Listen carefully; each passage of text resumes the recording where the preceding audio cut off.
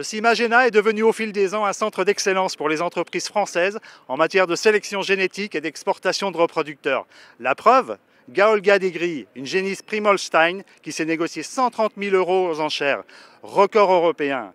Là où il y a de la gêne, il n'y a pas de plaisir, dit le dicton. Sauf qu'au Simagena, il y a autant de gêne que de plaisir et il se lit, comme d'habitude, dans le regard des éleveuses et des éleveurs. Le bonheur, il est aussi dans le pré ou sur un matelas aquatique. L'entreprise nantaise Bioréagri a mis au point un matelas aquatique simulant le plancher des vaches, autrement dit la prairie. S'adaptant à la morphologie de chaque animal, Aquaclim atténue le stress thermique et ménage la pression sanguine, flattant autant le confort de l'animal que sa productivité. Le matelas d'eau constitue en effet une surface d'échange, permettant à la vache d'évacuer la chaleur fatale générée par l'activité du rumen avec la même efficacité qu'une prairie. Des canules intégrées dans le matelas récupèrent les calories qu'une pompe à chaleur valorise pour chauffer des bâtiments ou encore un séchoir à foin. Une vache dégage en moyenne 450 watts. Le matelas en récupère 150. Aquaclim est garanti 10 ans. Au Cima, on en pince pour les belles mécaniques. Au Simagena, on se pâme pour un bassin, une robe ou encore une longueur de culotte. Elle est à vous cette bête? Oui. Elle a présenté ou elle va présenter? Je la prépare pour la présenter. C'est dans combien de temps? 5 minutes. Il y a un gros enjeu? Là, c'est les sections, donc on va voir comment ça se passe. J'ai pas vu trop la concurrence, donc... C'est quoi les qualités de cette bête? Comment elle s'appelle? Elle s'appelle... c'est un taureau, il s'appelle Import.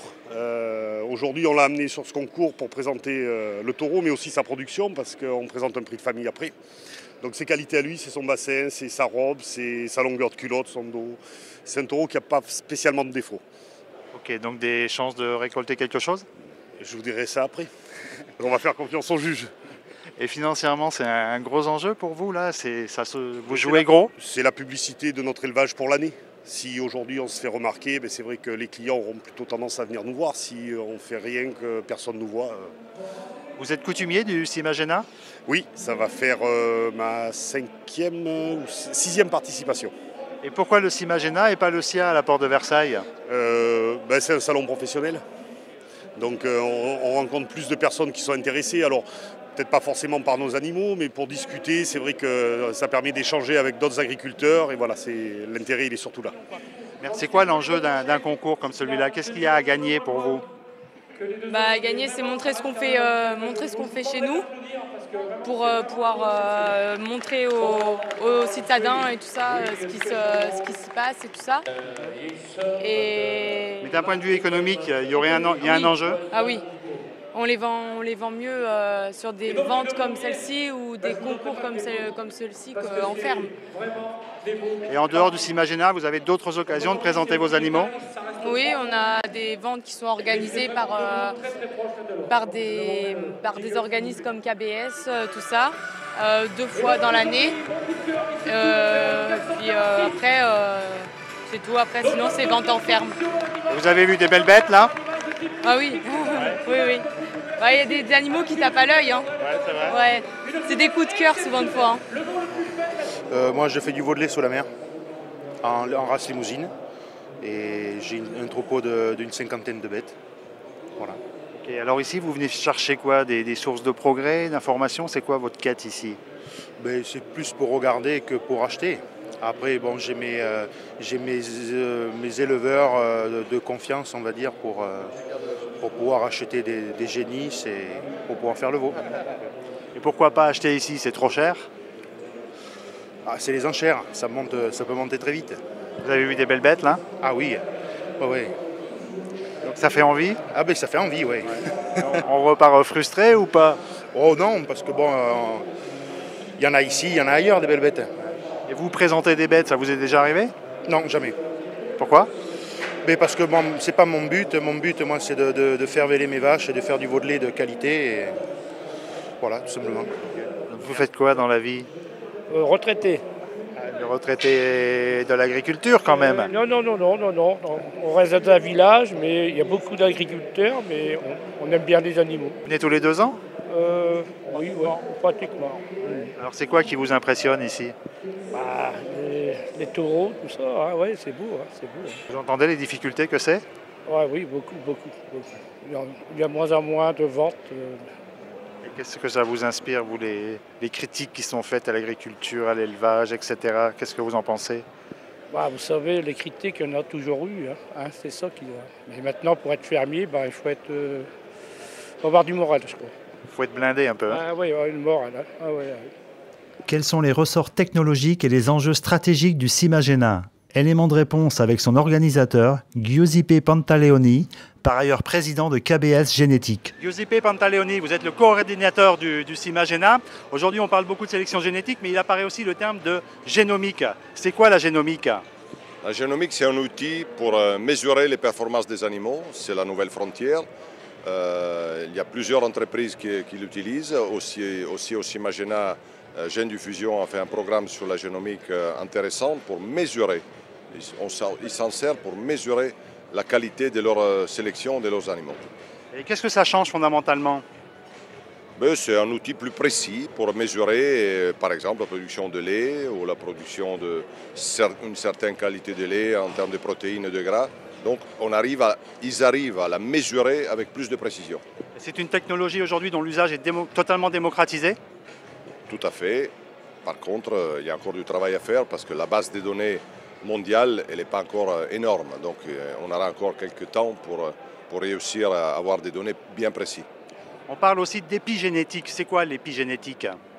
Alors, le mot épigénétique, je pense que c'est l'influence de l'environnement un petit peu sur ce qu'on fait. Nous, on cherche des animaux qui s'adaptent à les différentes situations. Ici, au Simagena, on met en valeur la production de nos entreprises, des entreprises qui sont exposantes, pour chercher de vendre nos reproducteurs dans le monde entier. Et donc, les environnements sont différents. L'Irlande n'a pas la même situation environnementale que le sud de l'Espagne. Donc, forcément, il faut trouver les animaux qui s'adaptent aux différentes situations. Alors, vous parlez de vente de reproducteurs. Hier, aux ventes aux enchères, une génisse Primolstein est partie au prix de 130 000 €. Qu'est-ce que ça signifie? Quel est le sens de cette vente aux enchères?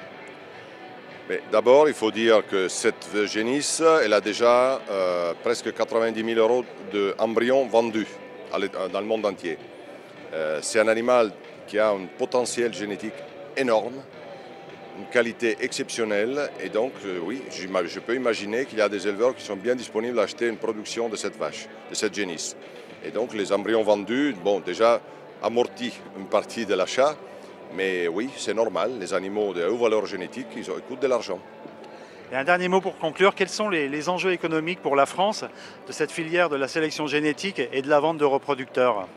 La France, c'est un grand pays d'élevage, avec un savoir-faire qui est unique au monde.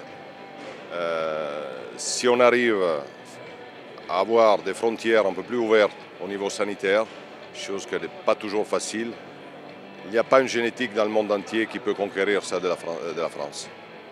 Giuseppe Pantaleoni, je vous remercie. Merci à vous. Manitou, voilà un autre champion national. Le constructeur présente au CIMA sa nouvelle gamme de chargeuses articulées. La série MLA compte 8 machines d'une portée comprise entre 2 mètres et 5 mètres et d'une capacité de charge comprise entre 1 tonne et 3 tonnes 3. 2 modèles arborent un bras télescopique. Winat propose avec Maizy un outil de monitoring de la culture du maïs. Il vise à faciliter la prise de décision des éleveurs, du semis jusqu'à la récolte, en fonction de leurs objectifs de matière sèche, le tout grâce au recours de données météo ultra-locales. Le spécialiste de la contention des bovins, Jourdain, a conçu un système de verrouillage garantissant la fermeture rapide et sécurisée dans les 2 sens d'ouverture par une simple poussée d'une seule main. Surlock est adapté aux barrières de 4 à 5 tubes de la gamme Autolock. Émilie présente sur sa pailleuse Vulcano un ingénieux système permettant d'extraire sans effort les ficelles ainsi que les filets, des balles rondes comme des balles carrées. Depuis la passerelle, en toute sécurité, il suffit d'enfoncer une pédale pour déclencher l'animation de l'extract avant d'entamer le démêlage et le paillage. Après le rail, le robot Triolite WB prend la route, en totale autonomie énergétique et en s'autoguidant au moyen d'une boucle d'induction ou de transpondeur. La recharge des batteries s'opère sur un rail d'alimentation en cuisine. À mi-chemin entre une autochargeuse et une ensileuse, Fliegl propose la Buffel, avec une trémie d'attente en guise de caisse et un élévateur en guise de goulotte. La Buffel offre potentiellement un fonctionnement non-stop, pour peu que le balai d'ébène suive la cadence. Le concept permet aussi de récolter les andins dans les pointes difficilement accessibles. 3 modèles sont annoncés pour 2020. C'est la fin de cette quotidienne spéciale élevage où la passion a transpiré en dépit du matelas Aquaclim. Demain, il sera question de biogaz, de biomolécules, de bioplastique, autrement dit de bioéconomie. À demain!